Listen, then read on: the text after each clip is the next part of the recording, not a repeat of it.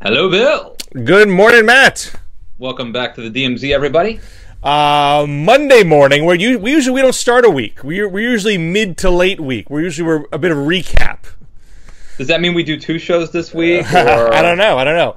Before we get to any of that boring political stuff, I got big breaking Western Massachusetts news.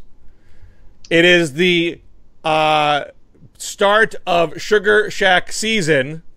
Oh, wow, again. And at Steve's Sugar Shack, which is the best Sugar Shack in West Hampton, Massachusetts, a 3-day-old, brand new, energy-efficient maple sap boiler is online. So make your plans, book your flight, I'm get in the confused. car. I was planning this trip assuming that Sugar Shack is where rich guys pay for maple and syrup. Well, you never been. You don't understand the ritual here. So when you go to a sugar shack is where the sugar is made, where the syrup is made, and they have restaurants that are only open for the Sugar Shack season, which is a short season. It's the period of time when it's below freezing at night and like above 40 in the day. That loosens up the sap so you can tap it. So that's the window when all the sap gets made, the syrup gets made in a year. And so when you get the sap, you got to boil it down, which is a very time-consuming process. So you have these big boilers to do large-scale maple syrup production. So you can see the syrup being made while you eat your pancakes and your bacon and sausage. And One of these years, Bill. One of these years, I'm gonna. It's on the list. It's on the list of things before I die that I need to do. I need to see the Grand Canyon. I need to run with the bulls, and I need to do a Sugar Shack season. That's right. So now's the time. It is underway. You got the rest of this month. You got all of March, and you got basically up to Easter's early this year. Easter's April 1st. Might go 1 week after Easter this year. We'll have to see. But people should hop on up, especially the Steve Sugar Shack. And they're not paying me for this. This is a free plug. Northampton, everybody. And while you're there, you could pay homage to Calvin Coolidge and Jonathan Edwards. That's correct. There's so much to do. But let's get back to business here. So you didn't go to CPAC. I did not. You're not on site. I managed to avoid. Now, is this because, some of the vibe we're getting, and it was a big piece in Politico over the weekend, that this is the proof that Trump has fully taken over the conservative movement. I think it's fair to say that I think I wrote that piece before. Was it Tim Alberta? Is that his name? Yeah, good writer. Really good writer, and wrote a good piece about it. But I have to say, I think I may have been the first to sort of suggest that this was the Trumpification of CPAC and evidence. In your most recent Beast column? Yeah. Well, yeah. So actually, my most recent Beast column is about how Donald Trump is trying to supplant Ronald Reagan. There's this emerging narrative that Trump is equal to or better than Reagan, and I cannot countenance that. That will not abide. The dude will not abide that. What's the word for next to last that people misuse all the time? Is it penultimate? My penultimate column. I might be using the wrong word. My next to last column was about the Trumpification of CPAC, and it had more of a nationalist, populist vibe. So is that why you didn't go? You're like, these are not my people. I don't want to hang out with this crowd. That's part of it. It's a big conference. I'm an introvert, Bill. People think that's weird because I talk to people and I do speeches and stuff, but the idea of being surrounded by all these people at a conference, it drains my energy so much. But it feels like a big deal. It feels like I don't go to Netroots Nation anymore. Yeah. It started as a real liberal blogger conference, and I was an early liberal blogger, and I was I'm with my people by going to this thing. And as my political outlook, I think, evolved, I felt like, maybe these aren't my people. I mean, I'm still on the left, but I'm looking at stuff from a different angle, and there's certainly individuals in that community who I feel I'm on good terms with on social media and whatnot, but it wasn't like a coming home feeling where like, let's get the band back together and go out and party at night. I mean, is that how you think about how you feel about the whole conservative movement? Like, this is just not my place anymore. I didn't leave CPAC. CPAC left me. No, I think that's part of it. That's definitely part of it. Some of it is that CPAC has changed and become, Trump has remade it. It's kind of a natural thing to happen. If he's if he's the standard bearer and he's your president, that's to be expected. Some of it is I probably have changed a little bit, and some of it is like kind of a nostalgia for a bygone era. I mean, there was a time when I was a young conservative blogger, and there was this community of conservative bloggers, and we would go to CPAC and Defending the American Dream and Red State. The Red State Gathering. There were a whole bunch of these things, and there was like a community of bloggers, and that has basically died with blogging to some degree. And so, you can't go home. There's a whole bunch of reasons. I also think that it's easier to like go to a conference, believe it or not, when it's not in the city that you live in. It really sounds counterintuitive, but it actually is. Like, if you can basically be like, I'm going to Denver for 3 days to go to a conference, and I'm going to have a hotel room in the conference, and that's what I'm going to do. It's different than if it's your hometown. Anyway, long story short. But if I lived in Washington, I would go to CPAC every year. I went to CPAC once a long time ago, and it's a total spectacle to me. Yeah. I think but it's depressing for me too. It's depressing to see what CPAC is and has become. So it's demoralizing. But I watched the other thing too is this goes to Bob Novak's theory on covering a debate. That like, look, if I could write like a long form piece that came out 2 weeks from now for Vanity Fair about CPAC, that would be fun to do. And I would go to CPAC and not have to worry about writing anything else or doing TV hits or being home for dinner with my kids or writing daily posts and I could just sort of like let it envelop me and try to write some bigger piece about it. But if you actually want to talk about or write about the speeches at CPAC, the worst place to go is CPAC. Watch it on live stream. And that's what Bob Novak said about debates, because most people are consuming it via TV. That's the way you should consume it. So I keep cutting you off, but I think you want to get to what your larger analysis of the event. What do you think happened this year that is distinct from other years? So, as you know, there's been the dumbing down of conservatism has been going on for a long time, and it predates Donald Trump. And there's always been, for a long time, there have been like provocateurs and the celebritization of CPAC. Look, I went to CPAC 15 years ago when they had the Ultimate Warrior game. You know what I mean? So like, we can't say that this is entirely a new phenomenon. And Ann Coulter would always speak, and so. Did she speak this year? I don't think she did. Because I remember when I went, like she was the headliner. Yeah. And I think she's been the headliner for a long time. Like it's like stand up.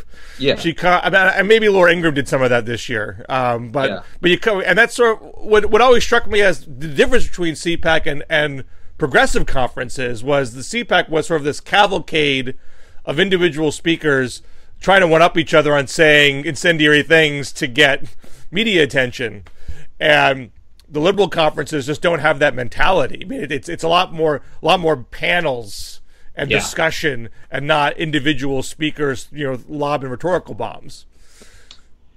Yeah, I think that's one of the problems with the CPAC model, and their perverse incentives. And I don't think Ann Coulter spoke this year, but there were plenty of people, including Laura Ingraham, who basically took her place in that regard. But my point is, like, it's easy to like blame Trump, but Sarah Palin spoke at CPAC 5 years ago and held a big gulp the whole time and talked about her rack and made jokes like. So it's been, this is like the sort of the dumbing down of it, and the unserious part of it is a long time coming.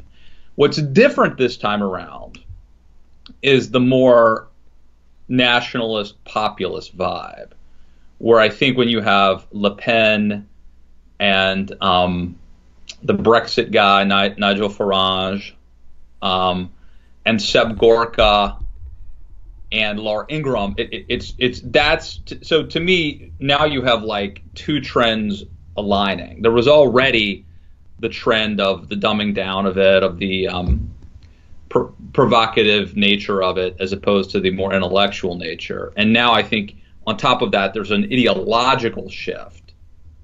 So it's not like crazy conservative. It's like also national. So I think that's that's when we talk about about how it's more Trumpy. I think that's the part that we can attribute to Trump.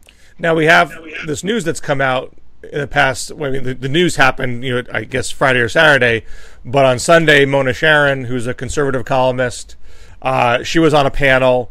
She basically said there's a panel about women in conservatism. I think the panel was Saturday. Okay. And it was constructed to be a counterpoint to #MeToo, and talk about #US2, and sort of talk about how progressive feminism is going too far and that kind of thing. And then, but Mona Sharon made the point that you can't say you're standing for women if you're defending Roy Moore, if you're defending what Donald Trump has done with women. And she got booed and ended up being escorted out by security. And she wrote a column for the Times. She was escorted out by security to protect her. Yeah. She wasn't removed by security. Yes. For challenging Trump. They were protecting her from the mob, potentially. So I guess my question to you is, CPAC, at least when I was there, I mean, there's a certain degree of internal debate that goes on. I wouldn't say a lot. There's definitely a lot of, I think, message discipline at CPAC, but there's always a little bit of debate. And is this sort of the end of the line for the quote unquote NeverTrumpers? That there's no home for them within CPAC. There's no Never Trump conference that exists. You can tick off a number of names, but is it so small a community at this point that it barely bears mentioning? Or is there a potential for a backlash to say, okay, look, let's have our own conference. Let's get behind a John Kasich type and show that we're still the intellectual pulse of real conservatism still beats. So, this is this is an hour-long conversation. just on this. I'll go quick and try to address as many of these points as I can. So first, before CPAC started, there was a really interesting debate. I write about this at the Daily Beast, between Matt Schlapp, who runs CPAC, and Jonah Goldberg, who didn't come to CPAC, and I guess you could call him a NeverTrumper, although that's not exactly how he would define himself. But Matt Schlapp announced that they had announced that Marine Le Pen was speaking. Jonah Goldberg pushed back at this, saying basically, and Matt Schlapp. I think originally there was confusion. Some people, not Jonah, but some people thought that it was Marine Le Pen who was speaking. But it's her sister, right? No, her aunt. Her aunt. I'm sorry. The aunt. And Matt Schlapp took to Twitter to say, this is not Marine Le Pen. This is her niece, who is a classical liberal, unlike her aunt and her aunt. And for those not in the know, classical liberal really suggests kind of laissez-faire economic conservatism, more libertarian economic policies. And then Jonah Goldberg said, "Oh, this is great. That must mean she's going to resign from the National Front," which is the Le Pen party, which is a populist, not free market, but like a populist nationalist party. And Matt Schlapp then pushed back and said, she's a classical liberal, but the great thing about this is CPAC's always been about diversity of opinion, and we're not about, And then Jonah basically made the point, like, well, number one, if she's a classical liberal, how's she going to bring diversity? She would agree. And number two, if you really care about diversity of opinion, why aren't there like NeverTrumpers who are debating the big question within our movement right now, which is like whether Trump is good or bad and nationalism is good or bad and yada yada yada. And that was a really good point. And I would say like Ben Shapiro spoke, and he's critical of Trump. And then Mona Sharon was on this panel, but really that's about it. I mean, those two, I think. And did they? I didn't get the sense that they were expecting Mona Sharon to tee off like she did. Well, no, and in fact, she basically she really didn't answer the question. She chose that opportunity, So basically, I think that they asked her about like hypocrisy on the left, right, regarding the Me Too moment, and she used the opportunity to say, well, if we're going to talk about hypocrisy, we need to kind of police ourselves, and we need to talk about our problems and the hypocrisy of having a president, who's been accused of being a harasser, yada yada yada.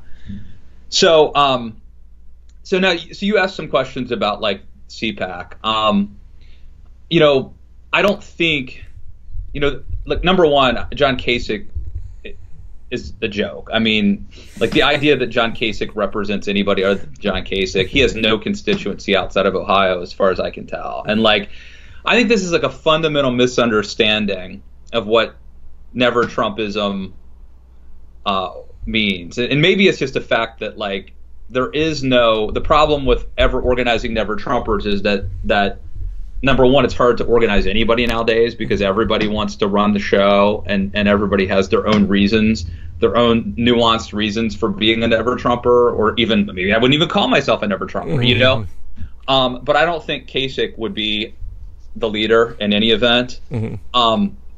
If there ever were like a convention, I don't think it should be framed as a Never Trump convention. I don't think it should be framed at all in relation to Donald Trump. I think it should be framed as like a constitutional conservative convention or a classical liberal or however. It should be proactive. It shouldn't be defined by like being against Trump. It should be defined by what we're for. But anyway, I don't know if CPAC is over. I don't know if conservatism is over. I think it's entirely possible that there is going to be a reordering, and that we're seeing it happen now with Dianne Feinstein, maybe even on the left. Like this may not just be like a problem of conservatism coming apart and changing what it means to be a conservative. This could be like a much broader, bigger thing. Well, we have to see. I mean, just to talk about the left briefly before we shift topic. I am not ready to conclude that would happen in California. Folks don't know that California Democratic Party had a convention where they take a vote to endorse candidates. It's a high threshold. It's a 60% threshold to endorse a candidate. And I believe it's the state Senate leader, Kevin DeLeon, who is running against Feinstein for Senate. De Leon got more votes than Feinstein did, but not quite enough to get the endorsement. So no one gets the endorsement, but De Leon gets the moral victory of doing better than her. And of course, she is a 5-term incumbent or whatever. So it's crazy that she wouldn't get the endorsement. Obviously, it's embarrassing that she didn't get it. But as of today, polls show her way out in front of him. And that may be a name recognition issue. Maybe this is the oxygen he needs to kind of get his campaign, off the ground. But this is, for the moment at least, a faction of folks on the harder left who show up to the convention. Right.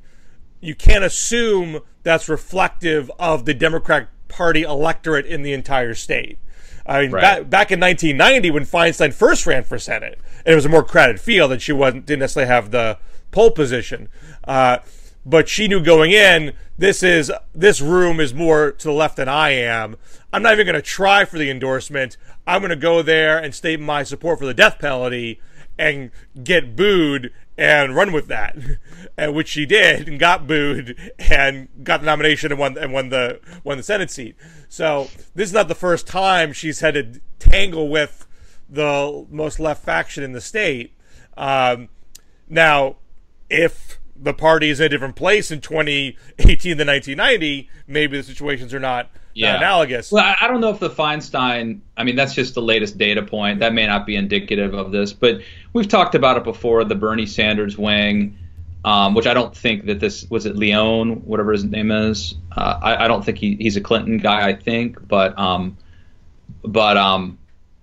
there is a schism on the left, and I've been listening to Bob Wright's dialogues here on Blogging Heads, and he's been talking about how people like Glenn Greenwald, your buddy, Glenn Greenwald, and other people on the left are now sort of in a way agreeing with Trump about the FBI and the security. I think it's a very small slice of the left. I would argue that Greenwald has hurt himself amongst people who were on his side in terms of the NSA debate, who feel like, whoa, Glenn, how are you not seeing this Russia stuff? What's wrong with you?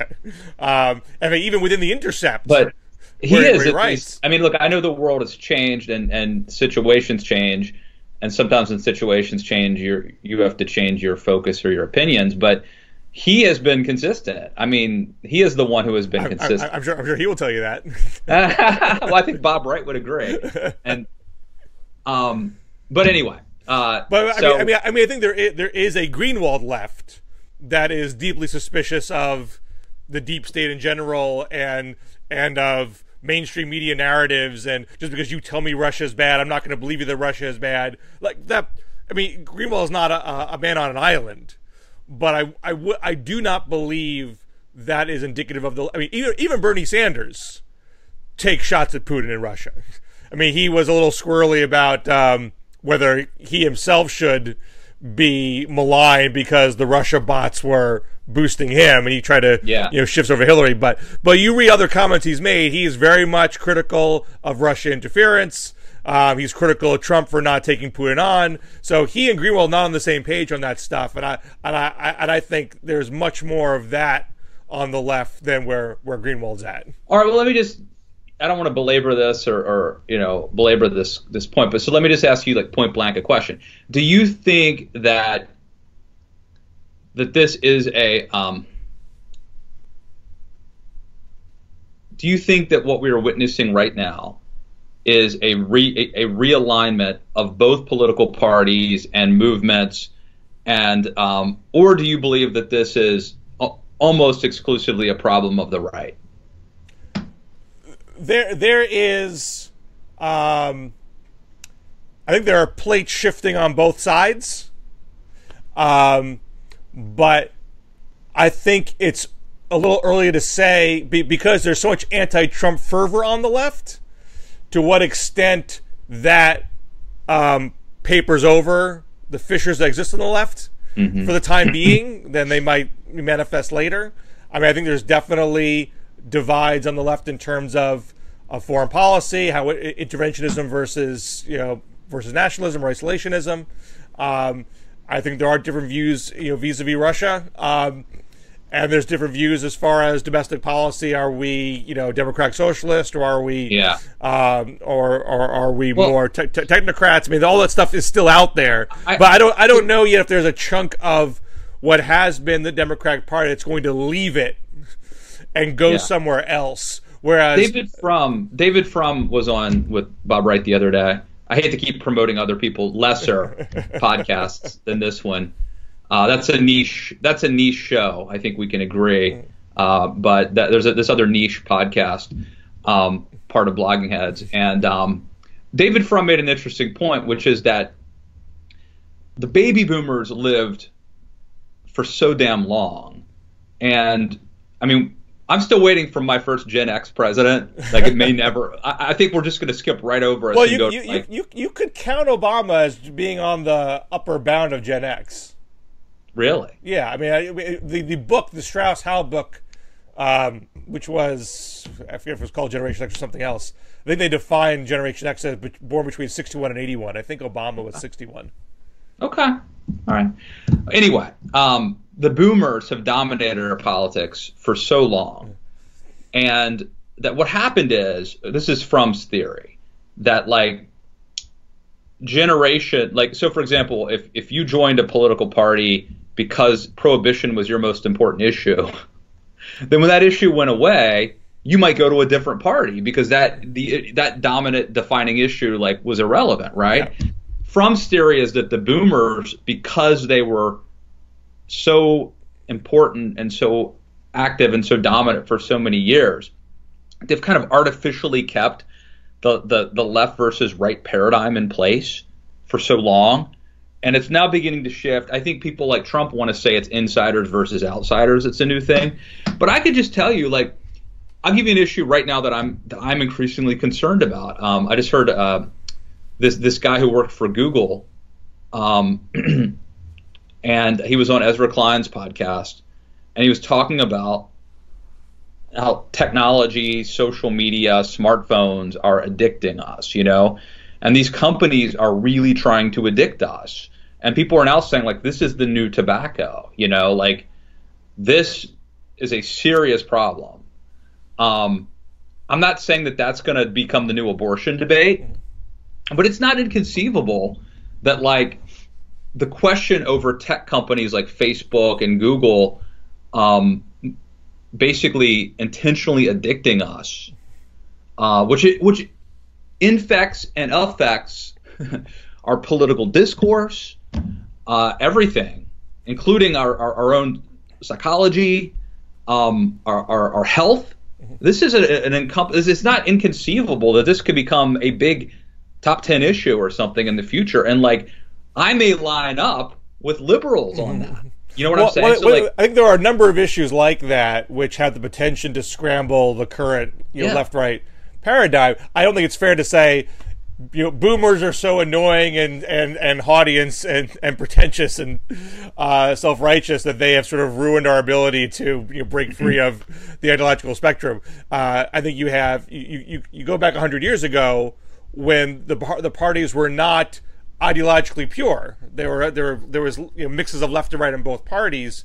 That became to, you know, a realignment began with Roosevelt, and then with the Cold War. So, you know, the Cold War really clarified the parties on foreign policy grounds, and that, which, you know, vis-a-vis, you know, are you for a hard line on communism or not? And then with Vietnam, you know, further separated the parties in terms of hawks and doves. And then with the Cold War ending, you know, that is the beginning of a reimagining of where these parties should go. So now, when some people on the left they're sort of mystified, why are conservatives so nice to Russia all of a sudden? You know, aren't they so hypocritical for doing that? Well, no, I mean, it's not inherently hypocritical because Russia is not deemed as a threat to our capitalist democratic way of life anymore. If Russia is going to prop up Trump because they are simpatico on nationalism and social conservatism, that's not offensive to me as a conservative. So I'm not going to be upset if Russia's involved. I mean, that's an example of how we are in a different place as a nation vis-a-vis during the Cold War. So now Trump is such a dominant figure, it's almost like Andrew Jackson, where the Whig Party creates to be the opposite of Jackson. And they don't agree on a lot of things, except they all don't like Jackson. Yeah, but they don't win again until they nominate their own Andrew Jackson. And Harrison. I mean, Harrison is a general type. A general. Right. And because that was the glue, and he dies, and Tyler comes in, and Tyler in many ways really wasn't ideologically in sync with Henry Clay, who was the big Whig. And so Tyler becomes man without a party. And then the Whigs, lose the presidency the next term. So the I guess the analogy here would be Democrats nominate, I don't know who would be a good example. Well, if it was if it was an Oprah, for example, I mean, it's not. Well, no, that would be first they nominate Chris Murphy, and they lose or something. Then they nominate Oprah. My only advice is Oprah wear a coat on that inauguration.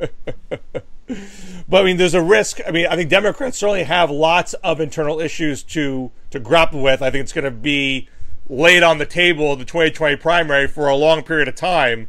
And I don't know how long that process is going to be until the Democratic Party sort of decides where we really stand in 21st century post-Cold War America, post-Trump America. But yeah, I think but I don't know if that degree of breakup is, if we're on the precipice of that, because Feinstein had a bit of a flare-up in California, because there's still so much antipathy to Trump that it might not matter. Yes. All right. We should definitely brag about how you nailed the DACA thing, man, because once again, you're so kind, Matt. Once again, this proves that you were on the cutting edge. Everybody on the left was freaking out about how, we have to shut down the government. We have to, and you said. What I said was, I mean, let's be calm here. Well, in the first anti-shutdown piece, I pointed out that there was a judicial injunction that kept the DACA program online, that the Trump administration wasn't, and the Trump administration was not asking for a stay of that injunction. They were appealing the ruling, but they didn't ask for an immediate stay. So in the interim, while the legal machinations go on, DACA exists.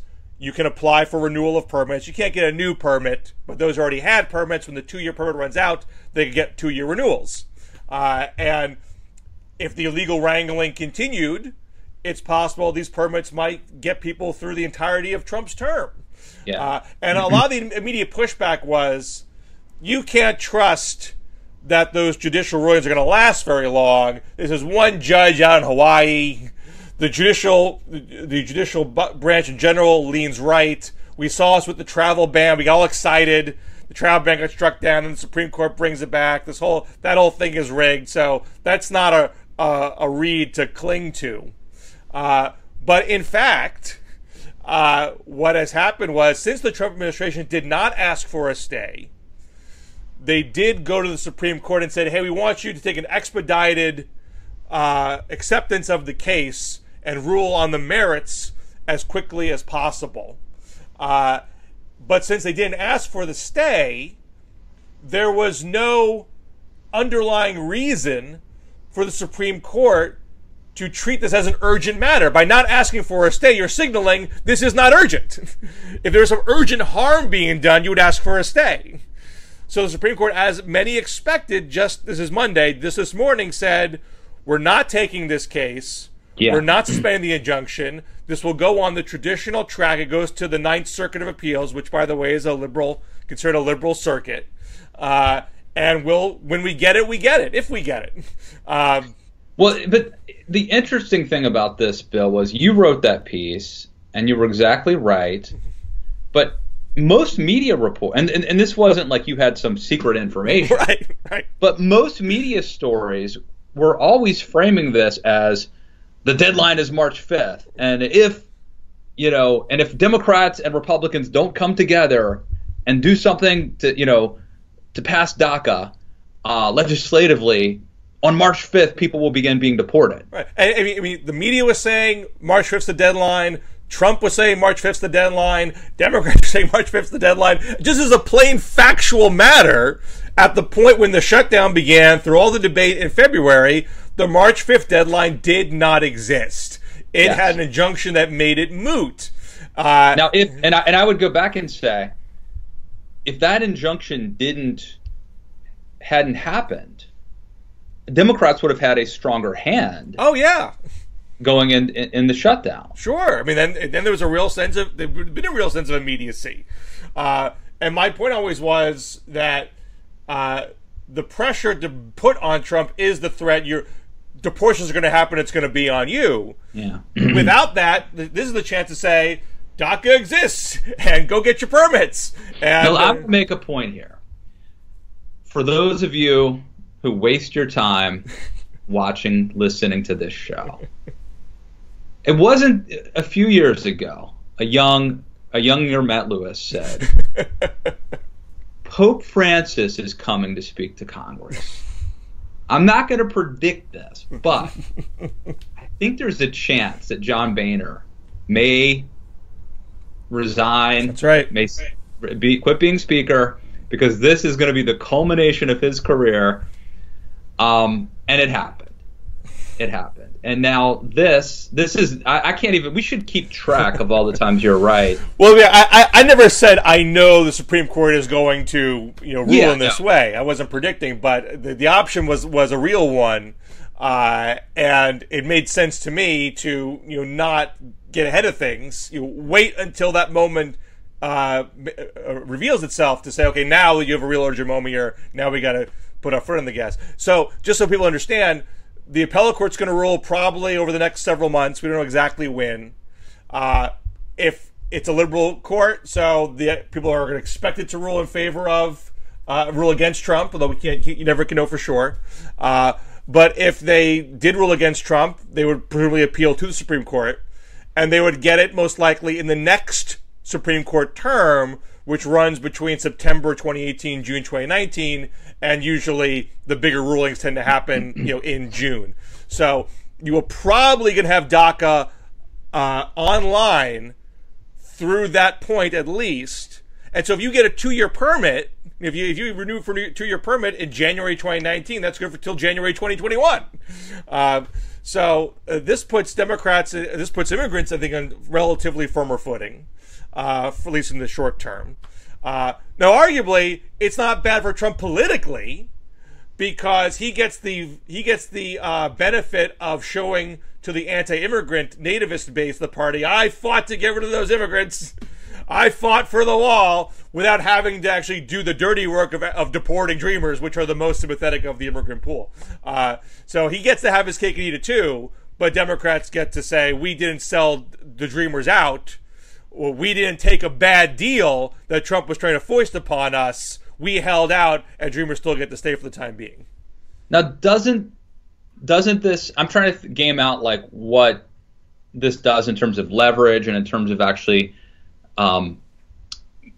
being an incentive for action. Like, does this make it less likely that Congress does anything on immigration? They will do nothing. Congress will do nothing. Because now there's no deadline. So if there ever was a chance, because from a Republican's point, we can't have the images of dreamers being deported, because that's not going to be good for us. So there was an incentive to do something and try to negotiate the best deal you could. Both sides had like a deadline. The deadline made both sides more likely to compromise. That's what I think the left didn't appreciate. I mean, the left felt that Trump was implacable, that he was hell-bent on deporting dreamers and screwing them. Therefore, you had to go to extreme lengths to try to force the issue. When I think, and look, I can't totally get inside Trump's head, so I can't assert this with definitive proof, but based on the available evidence, the words that came out of his mouth and their actions, I would say it looks like both parties had an incentive to not have dreamers deported. And that was an impetus to doing some sort of deal. Right. And as of today, they're not being deported, and they're not going to be deported for the foreseeable future, so there's zero incentive to come together and do a deal. So this is basically the policy version this is the immigration version of a continuing resolution. Yeah. We're kicking the can down the road. Yep.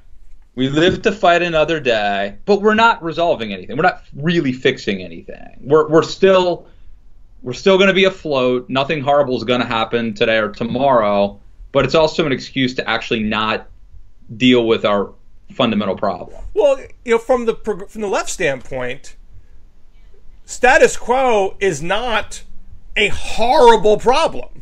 I mean, they obviously want DACA on firmer footing and just be permanent, and they want to have undocumented immigrants have that pathway to citizenship. But the status quo from a left perspective is these folks are staying, and we want them to stay. It's the anti-immigrant right that is frustrated with the status quo because we want these people to leave, and they're not going to leave. But in terms of America, it's probably in our best interest for these people to become assimilated into the country more, and to not be to not be walking on pins and needles, afraid that they're going to be deported. And if there is going to be a pathway to citizenship, I think it's a 12-year wait. So this delays that as well. Sure. I mean, it's not that the status quo is fully satisfying to anybody, but as far as relatively speaking, who benefits from status quo on a policy perspective, I think the left will take it more readily than the right will take it. But in any event, neither side is there's no incentive to actually do a bipartisan deal that gets 60 votes. It would require painful concessions on both sides. No one really wants to do it. It's not going to happen. This is going to play in the courts for the foreseeable future. Wow. Well, that's kind of depressing, but I'm okay with it. Well, we have avoided this for a long time, Matt. We have avoided talking about Parkland. Yeah. We've avoided talking about the NRA. We avoided it last week. We talked a little bit beforehand. I mean, basically, we felt like, what's there to say here? We're going through this same debate that we've always had. That's going to end in the same unsatisfying way. So it's not so much for you and I to add to the subject. But despite that, I was asked to write a couple pieces about it for Politico, which have gotten some degree of attention. I have to say, more positive feedback than I'm used to getting when I write about these subjects. I basically said, there's a sense on the left that this time's going to be different. These kids are amazing. They're sticking it to the NRA. They're sticking it to Trump and Rubio. They're engaged. They've established a march for March 24th. They've already engineered school walkouts across the country. This is not like Sandy Hook. This is not like Las Vegas. This is not even like Columbine. This is the chance for real action. And my point was, as amazing as they are, and I'm not in any way criticizing the survivors here, because I think they have shown remarkable poise and insight and commitment. But I do think it's missing why it has been that action did not happen in these other past incidents. What is the source of the NRA's power and influence here? People quickly focus on the money. If the NRA's bought Congress with their money, and we need to call that out and make that money toxic, so Congress people won't feel they have to be stuck, dependent on it, or if they can't break free, we'll vote them out in November, and then we'll get what we want. And it's not really the money. The money is not the source of it. It was just money. If you're Michael Bloomberg, you go to all these congressmen and say, hey, I'll double what the NRA gives you if you vote my way, and then problem solved. There is a deep-seated gun rights culture that has been nurtured and cultivated by the NRA for decades. And the whole political system is designed to reward intense, organized minorities. It is not designed for quote-unquote tyranny of the majority. So if you have that intense minority that's going to exert pressure on people in the Senate, and you need 60 votes in the Senate, well, the minority is going to win. And that's what has happened up until this point. So even if, we might have had a blue wave in November regardless of Parkland. Now, it may be a blue wave comes and there'll be a gun control element to the mandate because people are talking about it. And that's a big maybe, by the way, because who knows if we are talking about it come November. But even if that did happen, that doesn't mean you're going to have 60 votes for significant gun control. Maybe you can do this. I mean, the bill on the table is this very, very tiny, tying up the background check system. It's not an expansion of the background check system. It's make the current system work a little better reporting, whatnot. I'm not saying it's bad. I mean, if you can do it, great. But to think that's somehow the panacea to all this is ridiculous. And unless you can break that gun rights culture or build a culture that is competing with it and bigger and more powerful, you're not going to get very far. And so the suggestion I put on the table was look at what happened with tobacco and the Truth Campaign. I mean, this is a very well-funded campaign. They actually got from the legal settlements, they got money from the tobacco industry to do it. But it's not just they didn't just throw money at the problem. They had a very creative ad campaign that has sustained for over a decade. I mean, it's not as noticeable today as it was when it began, but it really went at the source of smoking culture amongst young people, that smoking is cool. And it wasn't like, this is your brain on drugs. It was showing you... Don't be a dragon lady commercial? What's that? You ever seen that commercial? Don't be a dragon lady. I don't know if I've seen that. I'm going to send you this YouTube from the this was the lame first early attempt at making smoking uncool. But these were very well done ads that went in heavy rotation that basically made tobacco synonymous with evil corporate dishonesty. These are big corporations out to screw you. They're not making you look cool. They're ruining your lives. And teen smoking has plummeted from 23% to 6%. I mean, you can't attribute all to the ad campaign, but a lot of folks who have studied it say that it deserves a lot of credit.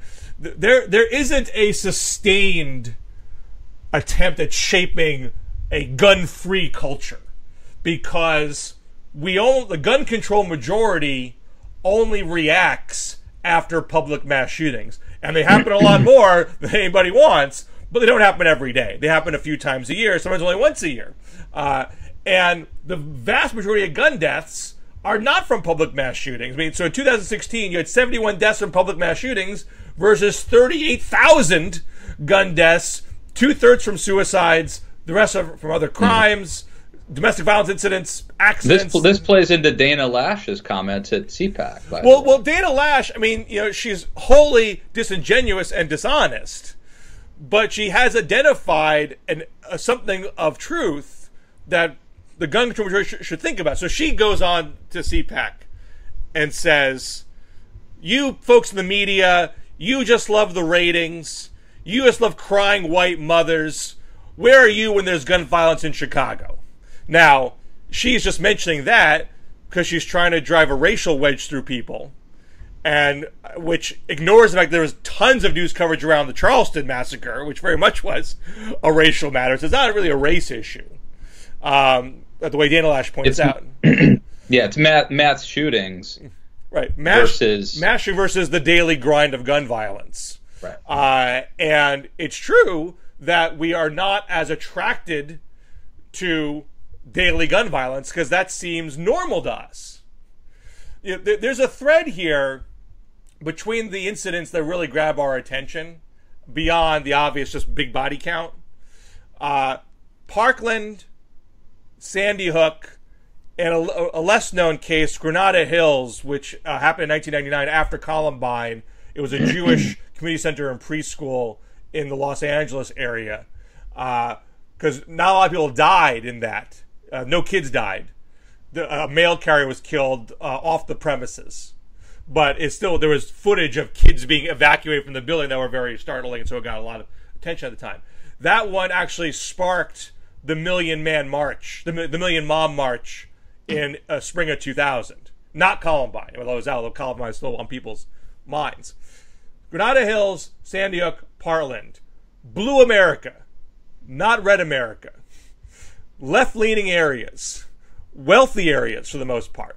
I believe Sandy Hook, I mean, it might be as wealthy as Parkland and Granite Hills, but they're all fairly wealthy. So these are areas of the country that are not accustomed to gun violence and are not accustomed to gun culture. And so that really raises the hackles of folks in the gun control majority. That's part human nature, part shame on you for not paying attention to gun deaths in other parts of the country. I think it's a little harsh to say that means that they don't care about Chicago, or they don't care about the Baptist Church in Sutherland Springs. But definitely, there's more of a call to action. It feels closer to home when it's a part of the country you're familiar with. So until the gun control majority figures out a message framework, a vision that encompasses the daily gun violence. If you don't have something to say when there is a gang shooting in an inner city, or a suicide, or domestic violence incident, that's the things you would say, but you're not really compelled to say it on a daily basis. There's an NRA TV station that pumps out messages literally every day. That does not happen on the gun control majority side because the messaging is so reactive to the mass shootings. Oh, Vegas, I'm going to talk about bump stocks. Oh, Columbine, I'm going to talk about gun control loophole. These are peripheral issues, not the main issue. Until you have something that talks about the main issue that you can talk about every day, you're not going to build a robust culture that demands action all the time. Yeah, I guess my concern with that, and maybe this is just the way politics works these days, but my concern with that is I do sense that there's a possibility to forge a bipartisan consensus on this. And when you create a permanent infrastructure, it seems like it usually works out that it becomes a more partisan thing nowadays. I mean, I guess in the olden days, the Brady bill probably had, I know like Reagan supported it, I guess, after he was president. But anyway, I don't know if you have a sense of that. Like, I do feel like there's a chance that if we do something that's very common sense, dealing with, say, background check, dealing with raising the age to 21 to buy rifles, I guess that's a state law, but that's the kind of thing. I mean, you had Rubio, which I think he really got kind of a raw deal at that CNN town hall from the audience. Rubio and even Trump. I mean, now look, in the case of Trump, I'm very skeptical that he's going to do anything other than try to arm teachers. But at least rhetorically, Trump is embracing a lot of, I hate to use the cliche, common sense reforms, but it seems like that there is, for now at least, the possibility of getting this to be like almost a non-political movement. And I do fear that it's going to quickly turn into a partisan thing, and that will be helped along by turning this into like an activist cause. Well, I mean, too late. I mean, the NRA has literally made this a culture war staple for decades. So you can't undo that. I mean, that is their reason of being, and they've essentially, they used to be relatively bipartisan. They sort of tacitly backed Harry Reid back in 2002.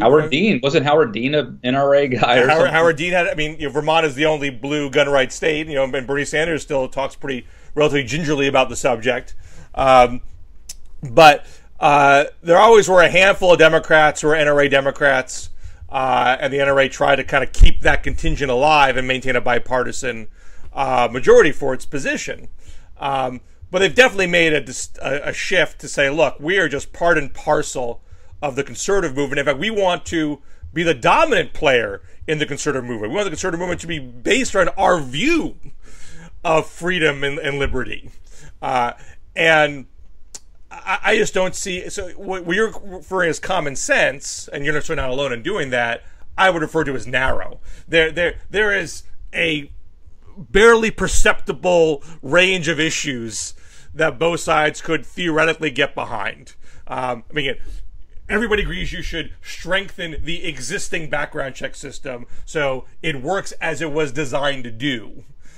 which is different than expanding the background check system to cover certain transactions that it doesn't currently cover. That's a more controversial point. Bump stocks seem to be the kind of thing where the NRA is kind of like, okay, if the Bureau of Alcohol, Tobacco, and Firearms clamps down on that, we'll let that go. We don't want new legislation. It's going to open up a whole Pandora's box of other questions. But if you regulate it, you know, whatever. That's not the end all be all for us. The age thing, NRA is not copping to that, but other Republicans said, look, okay, it's kind of ridiculous that you can buy an AR-15 when you're 18, but you can't buy a handgun until you're 21. They're still in Congress now. They should be the same age.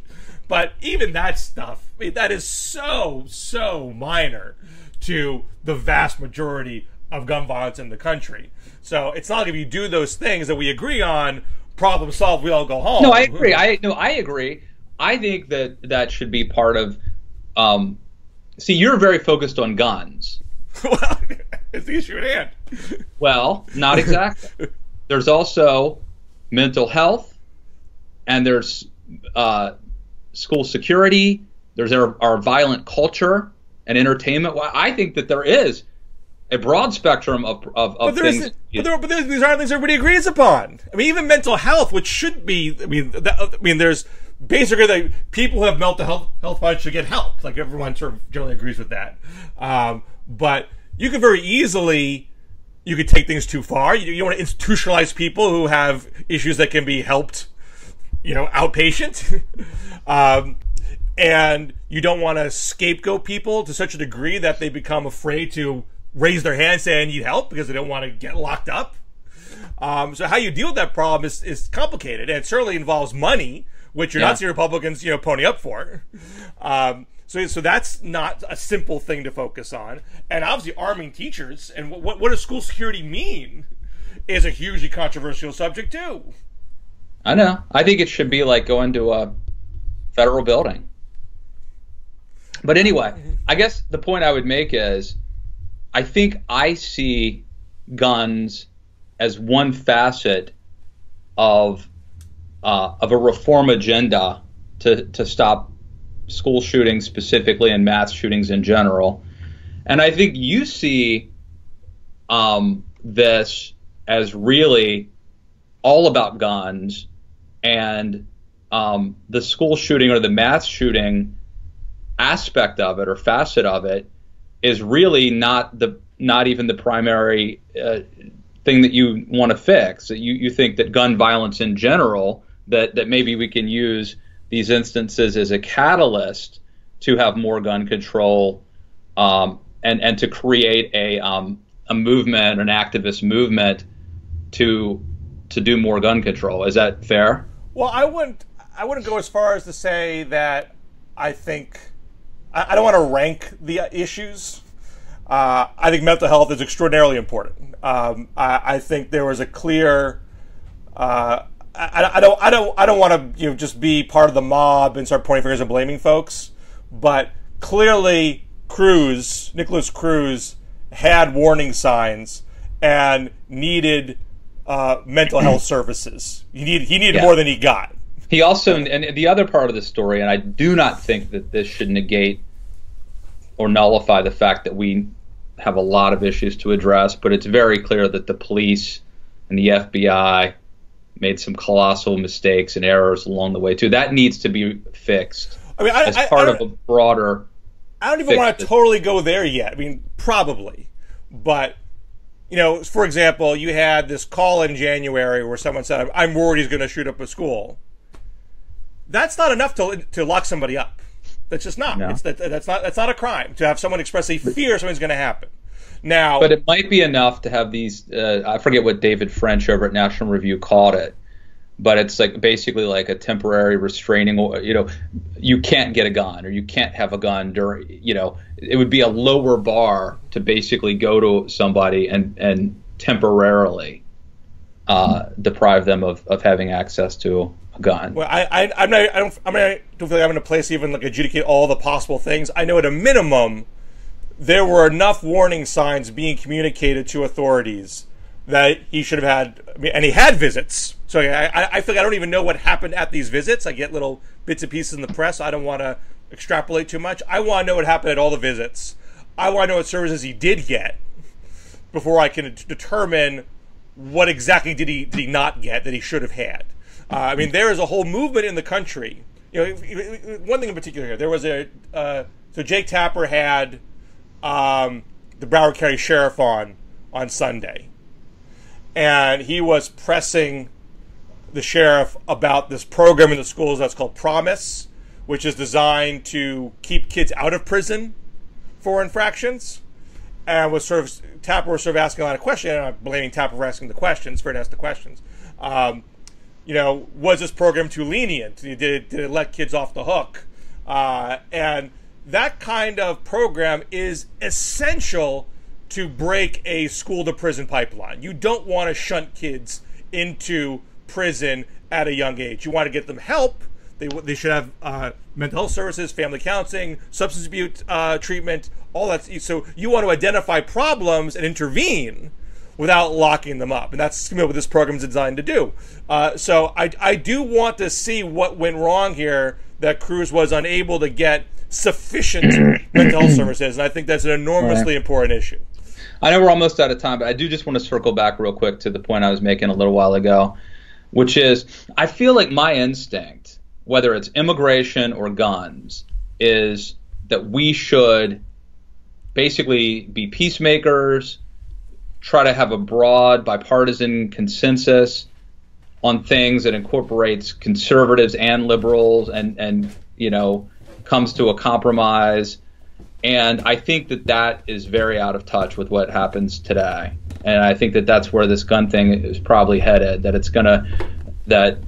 it becomes the NRA versus the it is left RA. I mean, I think it's going to become that is what it has been. I think you're fooling yourself. You think you can avoid that reality. This is a battle. Isn't it possible, Bill? Haven't there been, shouldn't we try to be uniters, try to be peacemakers, try to actually work together to solve problems instead of assuming that it's always going to be the hard left versus the hard right, and you better pick a tribe?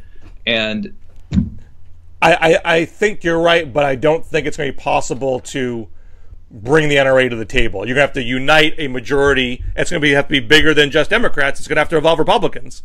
But it's going to have to be a majority that is opposing the NRA, because they're an immovable object at this point. Man, we could talk more, but we're probably out of time. Sound off in the comments. Let us know what you think. All right, so where should we? What do you want to plug before we head out?